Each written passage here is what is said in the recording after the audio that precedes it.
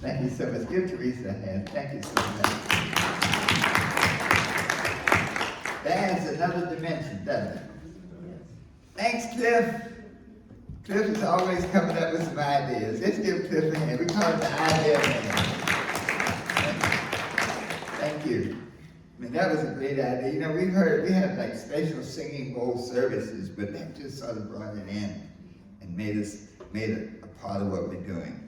Well, today is Sunday, September 21st. It's December?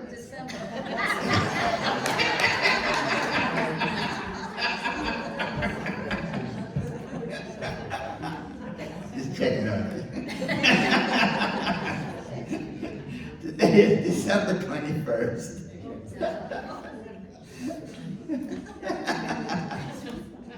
And you know the beautiful thing about today?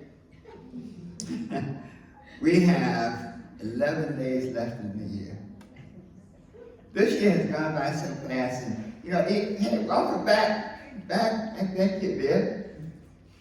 I have my stone. She sold me a stone at the whole, was it the New Earth? Yes. And what was the name of the stone that say? No, yes. It was Tiger's Eye. And that stone has been watching me. I have it on my desk and it watches me. So thank you so much.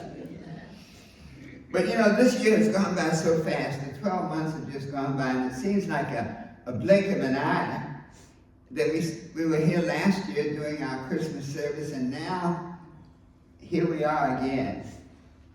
But the beautiful thing is this, that we are different this year than last year. Those of you online, you know, I wish we had a way to bring everybody here and just fill the room. Because if you could be here and see this beautiful audience, you would automatically be healed. Whatever's wrong with you, you'd be healed, you'd be done, like skipping. When you see me skip, call the cops, somebody's chasing me. I do not skip or jog. I walk real fast. I love to open with some vibrations, some affirmations. I love today, I was thinking, I said, well, this is such a unique period. You know, the idea of Christmas, the birth of the Christ, but also the birth of you. The new possibilities for you now to face tomorrow and create a new version of yourself. And so when I ask, how do you feel? Your answer is inspired. So let's try it. How do you feel? Inspired. Yeah. How about loved? How do you feel? Loved. Why do you feel inspired? I have an affirmation for that. I have the power to create my joy. Let us say that together. I have the power to create my joy. And so that's what really this is all about. You know, the idea of living is to be happy. Someone once says people who chase money are clearly misguided. It's not money, it's happiness that you're seeking. It's joy that you're seeking. It's wholeness, it's good health. And so this month our theme is gifts of the Spirit. And one of the greatest gifts we have is the ability to create the world based on our own image, based on our vision. And so our topic for today is, what are you going to do about tomorrow? What are you going to do about tomorrow? And unity teaches us a very profound principle. You know, many churches say, well, how is unity a little different? But unity is different because unity says that life does not happen to us. Life happens through us. And so we are really co-creators of the life that we experience. Sometimes when it's not good, we don't want to take the responsibility. Well, it's like, did I create this mess? Blame somebody else.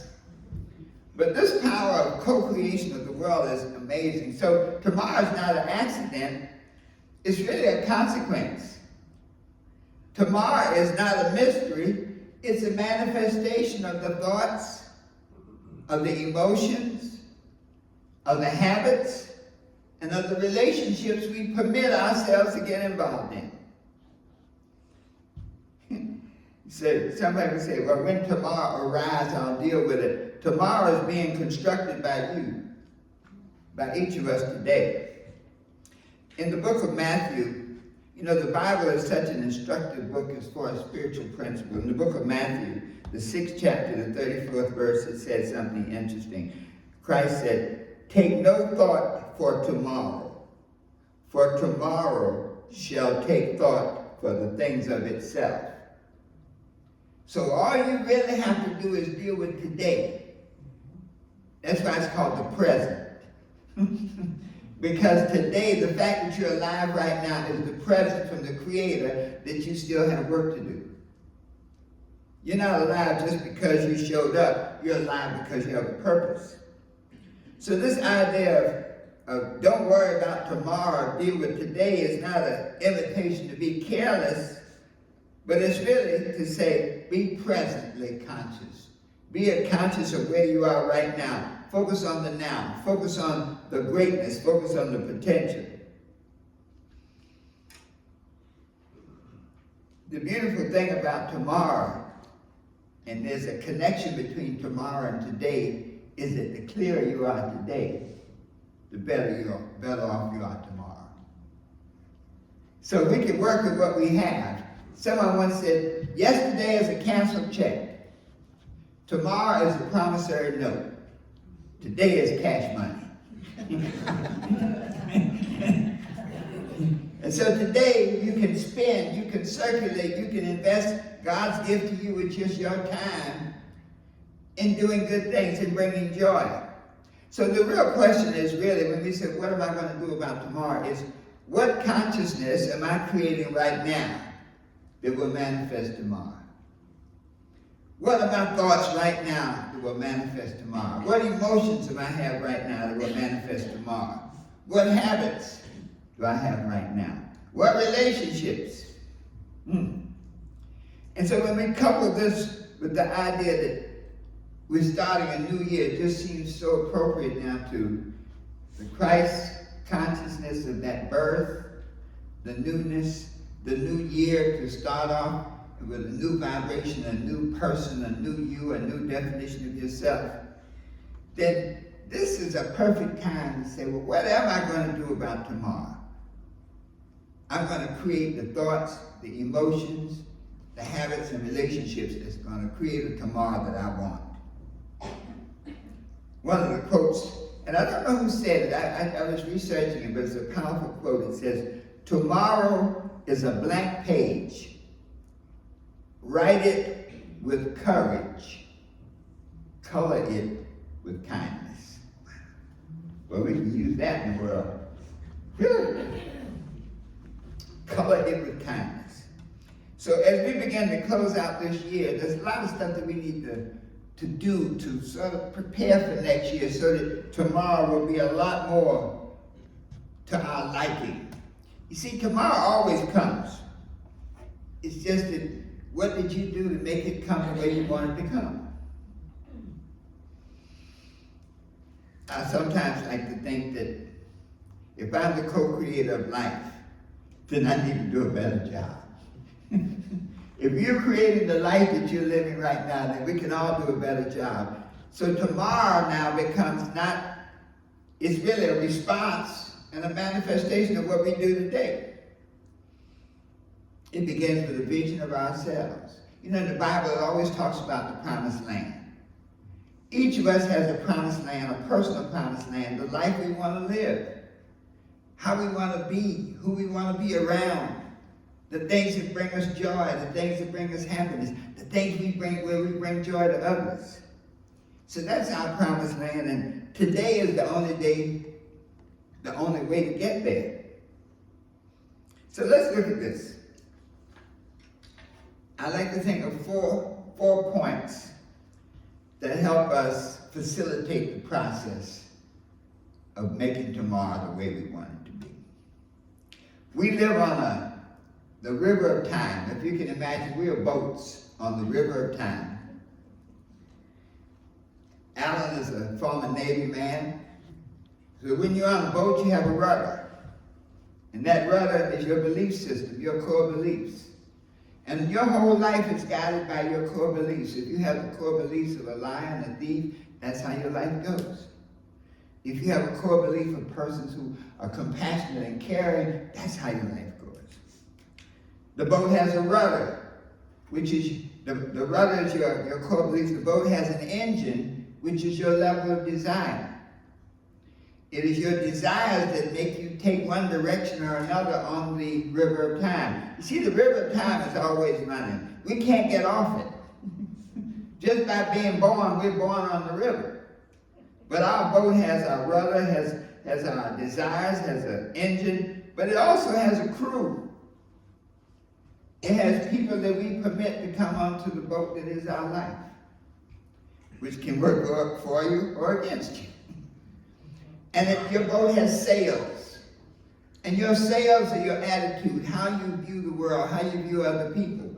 So, the same wind that blows one boat over will blow another boat further along its journey based on the set of the sails. So this river always flows, tomorrow always comes. And one of the interesting things, I know, believe it or not, when you come in here and you see all these young people, trust it, some of us are seasoned citizens.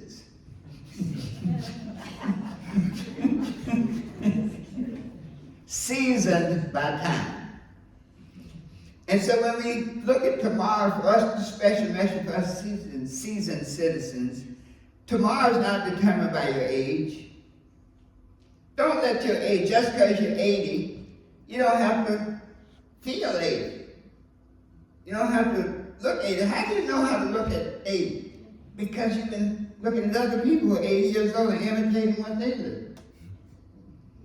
When I passed 80, man, I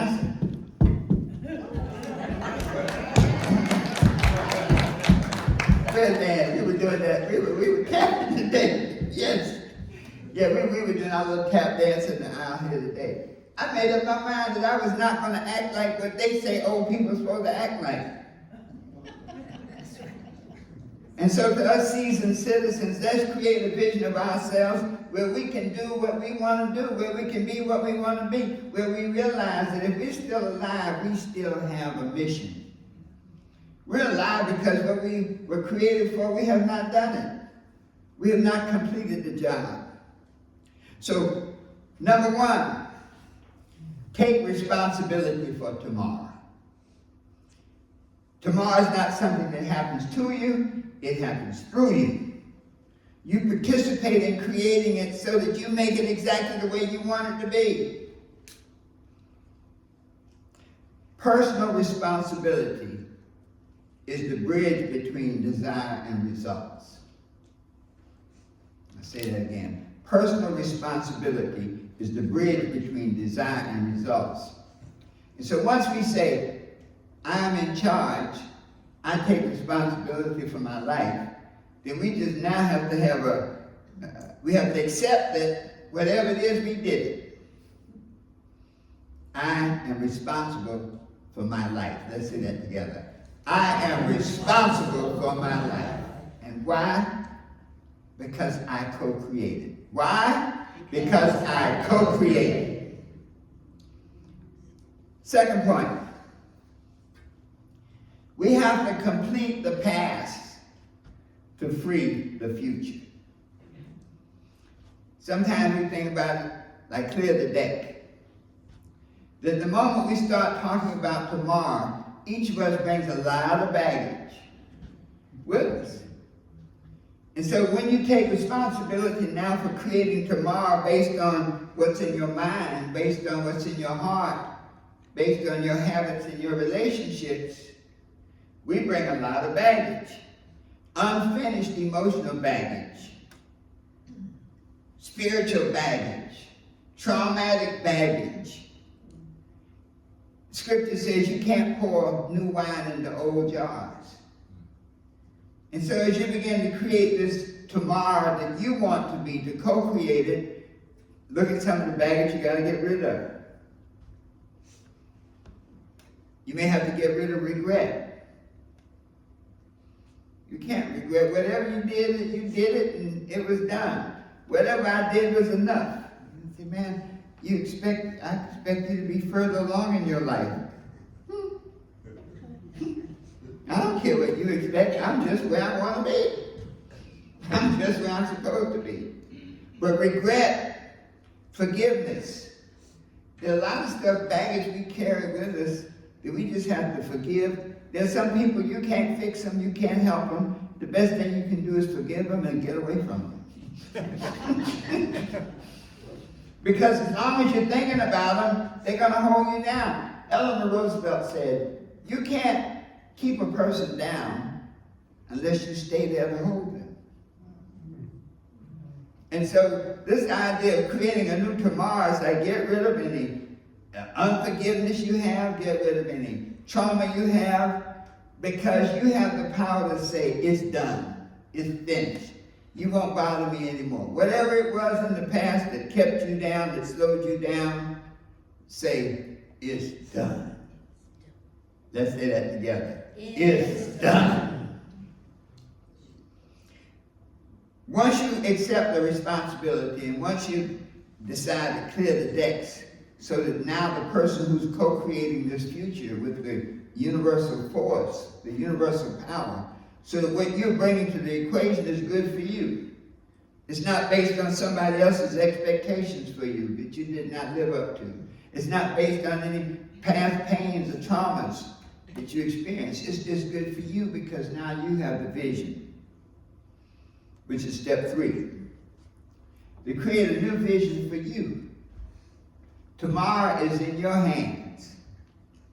Tomorrow responds to clarity. The scripture says, where there's no vision, the people perish. If you don't have a vision of what you want your tomorrow to look like, then you need to go to work. You need to get a vision, you need to write the vision. The scripture in the Habakkuk says, write the vision, make it plain. I recommend, at 80, I'm going to write a new vision. At 82, I'm going to write a new vision. Every year I'm going to write a new vision because you have the power to do that. Once you create that new vision, you can prosper. The scripture says, where there's no vision, the people perish. But on the other hand, it says, when you do have a vision, you will prosper. All good things come to you. So as you create tomorrow, whatever you want it to be, there are no limitations. As you lift your consciousness to see what is possible, there's some people say, well, at you at a certain point in your life, you got to slow down. Who said that? And then we confirm it. Our words really predict what our tomorrow is about. I'm getting slower. When you get older, you can't remember nothing. Like, are you crazy?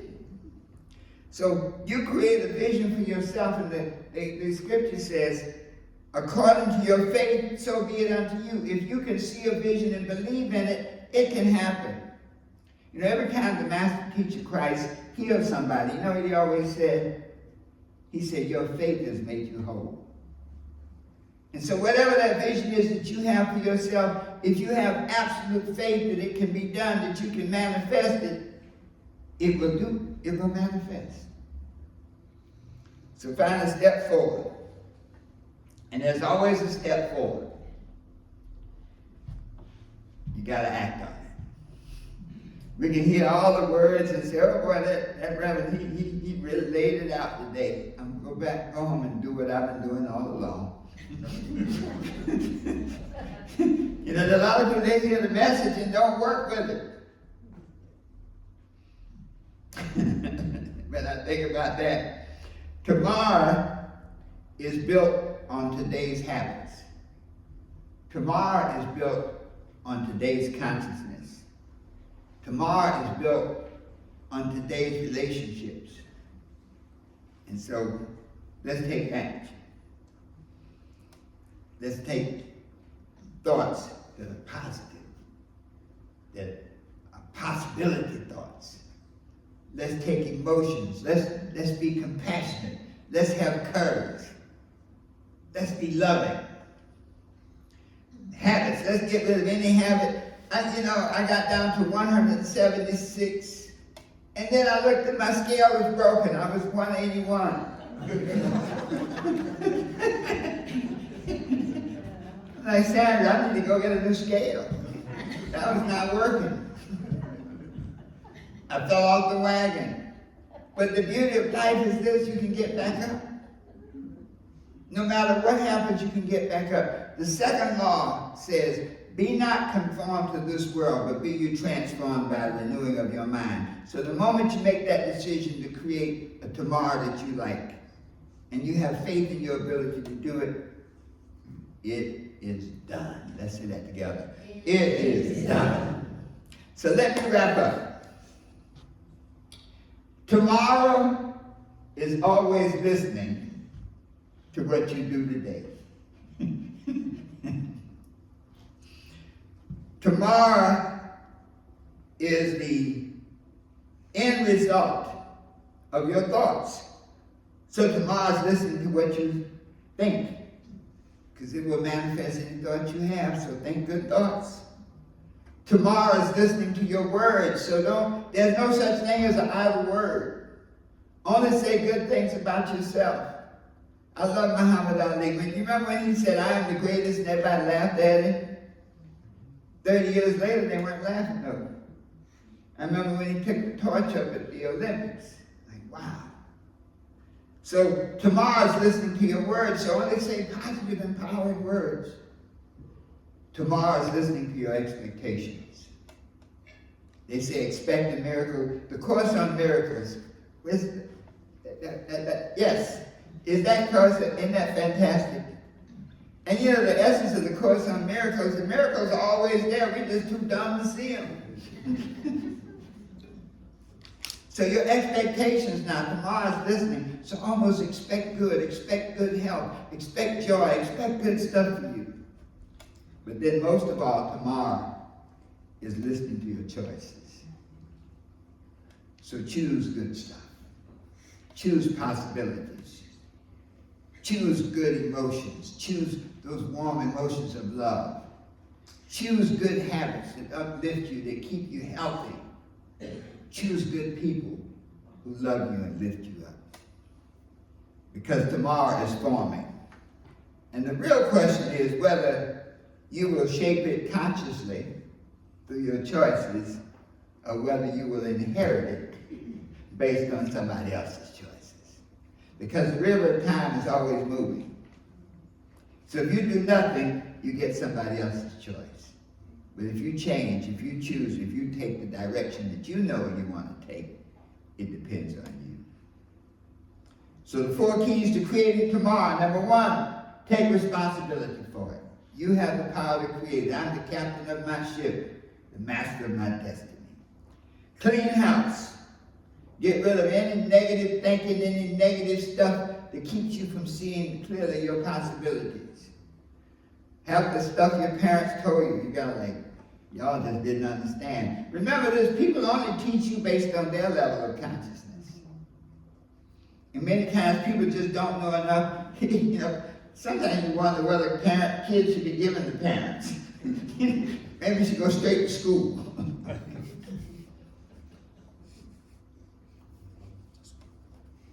To have that clear vision of the new you. Whatever you see for yourself, you can create it. And then act on it. Act on it knowing that anything that you act on that is good is aligned with your purpose. Anything that you act on that is healthy and whole is aligned with your purpose. So if you always act on good, act on wholeness, act on health, act on love, act on joy, it's aligned with your purpose, and it will manifest. Tomorrow will be yours. Let us stand and close out. I hope this was helpful today. I really want to talk some about seasoned citizens, because every time Christmas comes around, you look around, you see who's no longer there, and you get a little, Sometimes you just say, where's Uncle Joe? He made this transition, where's this one? But you're here. And that means that your work is undone. You have more to do. So I'll say it, you repeat after me. I take responsibility for tomorrow. I take responsibility for tomorrow. I clear the deck. I clear the deck. Clean house. Clean house. Of all negativity. All negativity. I create a vision of my tomorrow. I create a vision of my tomorrow. And I act to make it real. And I act to make it real. What do? I act to make it real. Always knowing that the best is yet to come. Give yourselves a hand. Thank you so much. You may be seated. Wow. I had fun.